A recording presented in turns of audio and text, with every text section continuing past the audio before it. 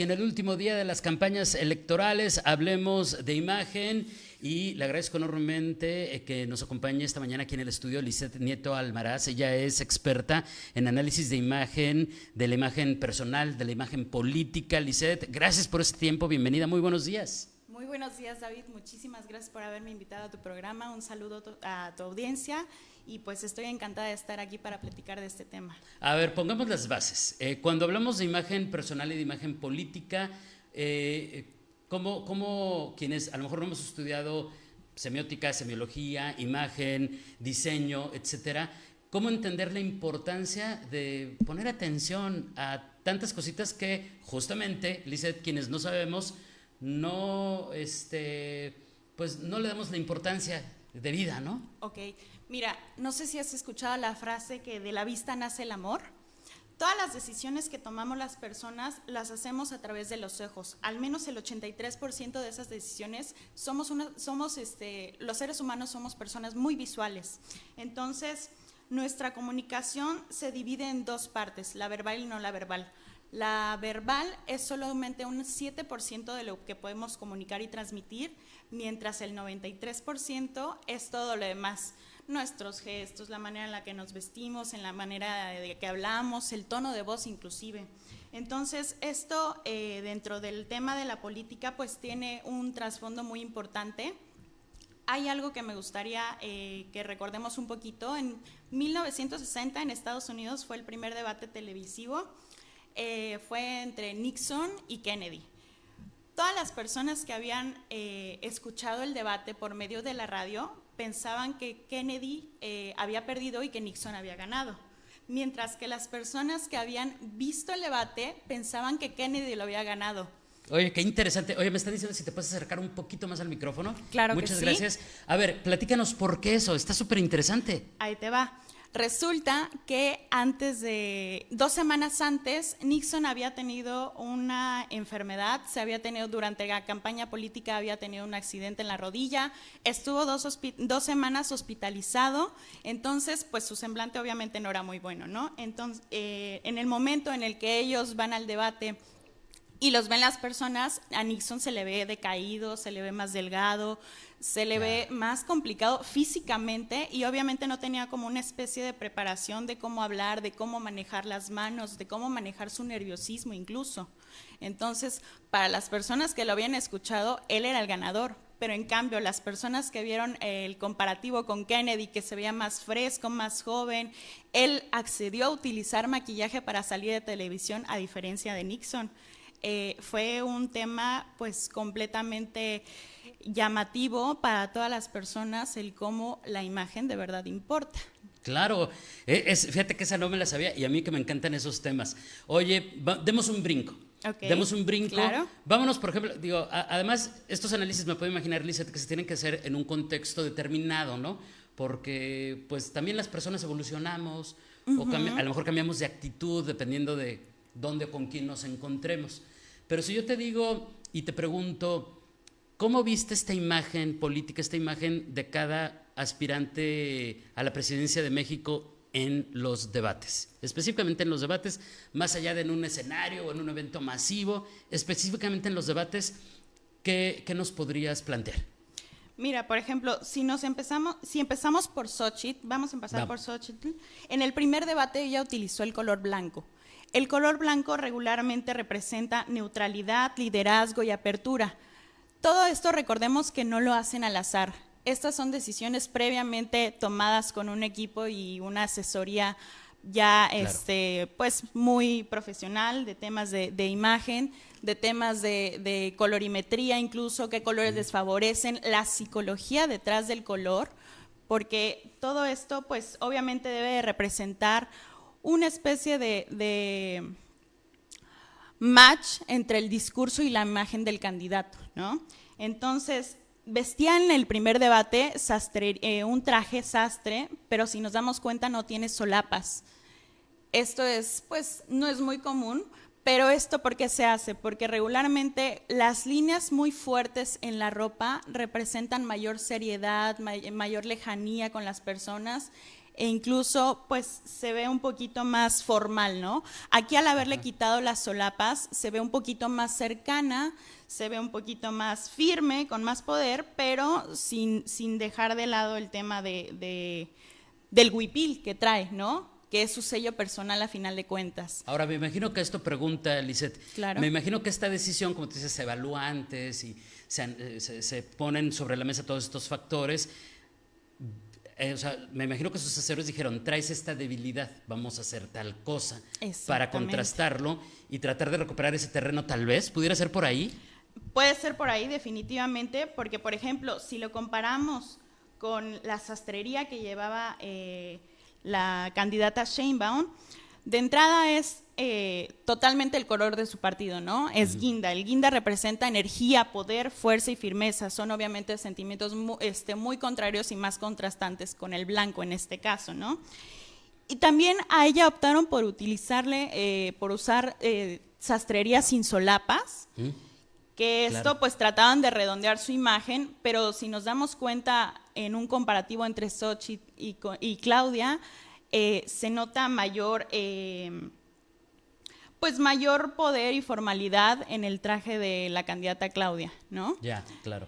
Y en el caso del candidato Maínez, optaron por utilizar un saco, un blazer, pero sin corbata. Exacto. Que este es pues algo nuevo definitivamente para los debates, algo muy fresco en cuestión de los candidatos masculinos, porque siempre habíamos estado, como anteriormente estábamos platicando, personas con traje sastre completo, candidatos con traje sastre completo y corbata, ¿no? Entonces, aquí está tratando de comunicar una imagen más jovial y más fresca. Que además tiene que ver, me imagino entonces, pues me cuadra con o sea, digo, obviamente ya que nos los dijo Lisette, ¿verdad? Ya que nos los dijiste, entonces ya me cae el 20 de a quién alude él y lo hemos visto en el discurso, pero no lo habíamos analizado en ese lenguaje no verbal, porque en el discurso sí, el cuate quiere, como que quien quiere traer es al joven, jalar al más chamaco, al que a lo mejor va a ser su primera vez que va a votar. Iría también entonces un poquito por ahí. Definitivamente. Está tratando de romper con esa tradición y esa formalidad para ser más cercanos específicamente a la juventud, que si lo comparamos ya con en el siguiente debate, en el segundo debate, fue la misma fórmula utilizó el candidato Maínez, pero en la tercera lo curioso es que ya recurre a una corbata. Trata ya de utilizar alguna especie de mensaje de mayor poder y de mayor formalidad para tratar de reforzar su mensaje, que quizás se dieron cuenta su equipo que igual y en el anterior debate no lo logró. Ya. Entonces, le agregó un toque de formalidad con la corbata, sí, pero ahí hay algo muy curioso también. Obviamente el color naranja es el color de su partido, el que representa, pero el color naranja regularmente lo asociamos con la energía, la calidez, el atrevimiento y el optimismo. Son sentimientos que son más, pues más contrastantes con el traje oscuro, o sea, es esa parte de formalismo y autoridad con el traje, pero le añadió el toque de color más cálido y más atrevimiento, ¿no? Para completar su imagen. Muy bien. Ahora, ya que estamos en el tercer debate y con la corbata naranja, ¿qué nos puedes decir de la imagen de Xochitl Gálvez y de Claudia Sheinbaum, que además también hicieron un cambio creo que importante, ¿no? Definitivamente, sobre todo porque la candidata Claudia es una persona que recurre mucho al color guinda, al color de su partido. Incluso en sus recorridos la hemos estado viendo con bastante vestuario de ese tono. Pero aquí lo interesante es el color morado representa la elegancia, representa el poder, incluso muchas veces representa la riqueza, que quizá es muy curioso, pero a lo que yo voy es que en este caso igual y el equipo trató de representar un poquito más el tema del feminismo y el empatizar con las mujeres. Entonces tiene también por ahí un detalle bordado haciendo alusión a los pueblos originarios. Y regresando con la candidata Xochitl, pues ella está utilizando un huipil igual de formas más fluidas. Si por ahí pueden ustedes buscar una imagen completa, van a ver cómo es totalmente fluido el huipil, llega casi hasta las rodillas. Y eso nos comunica más cercanía con las personas. Trata de dar esa imagen de cercanía, de que no es tan rígida, todo lo contrario a lo que estamos viendo con la candidata opositora, ¿no? Claro. Entonces, el color azul, algo que nos llama la atención igualmente es que del color blanco que presentó en el primer debate contra este azul fuerte ya, es que está ya en representación, incluso podría decirse, de su partido, que quizá en el inicio no lo había querido hacer, ¿no? Porque estaba tratando igual y de demostrar su propia voz, su propia identidad, pero en este momento ya vemos que ya está entrando más a la ideología de su partido al que representa. Qué interesante. Oye, te decía que yo tenía preguntas así como muy particulares, ¿no? Digo, Claro porque que sí. evidentemente este es un acercamiento a entender esta parte del análisis de la imagen política en este caso, y no nos va a dar tiempo de resolver todo lo que estoy seguro que usted que nos ve y nos escucha también ha de estar pensando y preguntándose. Pero una pregunta obligada, creo, en este contexto, Lisette, es la manera en que las candidatas, sobre todo ellas, podría ser, digo, yo creo que también él, a lo mejor hay algo que decir de ello, pero me parece más interesante la parte de, por ejemplo, Claudia Sheinbaum. Siempre el cabello recogido, siempre la colita, se convirtió en un símbolo, incluso lo utilizaban como sombra, y ya con la sombra decías... Es Claudia. Es Claudia Sheinbaum. Y también, evidentemente, el cabello de Xóchitl Gálvez. ¿Cuál es la importancia del cabello? No sé si sea igual de importante para un hombre que una mujer, porque para una mujer también tiene valores distintos. Exactamente. Pero ¿qué nos puedes decir de ese elemento? Ok, el tema del cabello también entra dentro del tema de la semiótica del vestir, que todo esto, la semiótica del vestir lo que hace es estudiar los símbolos dentro de la ropa, del vestuario, de lo que usamos día a día, ¿no? Todo esto, pues, tiene significados. El tema de utilizar una colita alta, tan retirada, tan relamida de cierta manera, representa igual, hace match con su mensaje, hace match con su vestuario incluso, poder, autoridad, seriedad e incluso cierta lejanía con las personas. En algunos casos me parece que no sería lo atinado dependiendo del mensaje que quiera dar, pero recordemos que actualmente ya es su marca personal, entonces ya no es algo que se le pueda quitar. Ya generó una marca personal mediante la colita de caballo que precisamente, como tú decías, nosotros la vemos con la pura sombra y sabemos que es la candidata Claudia. En cambio, con la candidata Xóchitl, pues es un poquito más suelto, más dinámico, tratan de igual aportar mayor cercanía, es alguien que es más creativa incluso, porque dependiendo de si el cabello suele ser lacio o suele ser chino, igual, dependiendo del contexto, esto no es como exclusivo de, representan distintas cosas. En este caso, con la candidata Xóchitl, están tratando de dar esa imagen de cercanía totalmente contraria a la imagen de la candidata Claudia. Y que también de alguna manera es coherente con los mensajes que ha buscado establecer como parte de los lineamientos de su campaña, ¿no? Que me imagino que también va por ahí. Otra cosa que nos ha llamado mucho la atención, hablando de los debates, Lisette, es en materia de lenguaje no verbal y la manera en que nosotros hablamos también con la posición de nuestro cuerpo, de nuestro cuello, la manera en que usamos las manos y toda una serie de elementos que tú has de conocer muy bien. Lo que más mediático se hizo, no sé si sea necesariamente lo más importante, pero lo que sí me quedó claro es que muchísima gente viralizó dos cosas. Una, que Claudia Sheinbaum no volteaba y se criticó mucho. Es que no volteabas. Y en contraste, la situación de Xóchitl, que sí volteaba, pero se veía a veces descuadrada, decimos algunos, ¿no? Se veía como molesta, se veía como enojada, hacía caras, hacía gestos. Digo, yo sé que necesitaremos otra media hora para explicar todo esto, pero así, en muy resumidas cuentas, ¿qué nos dice todo esto? Ok, esto habla también que tuvieron un entrenamiento en la manera en la cual iban a abordar los temas, en el lenguaje corporal. Se ve definitivamente que los tres candidatos tuvieron ese entrenamiento, pero quizá en el caso de Claudia, no hacía tanto sentido quizá la manera en la que expresaba con las manos, en la manera en la que negaba algunas cosas, incluso con la cabeza mientras la decía, que eso es algo muy importante.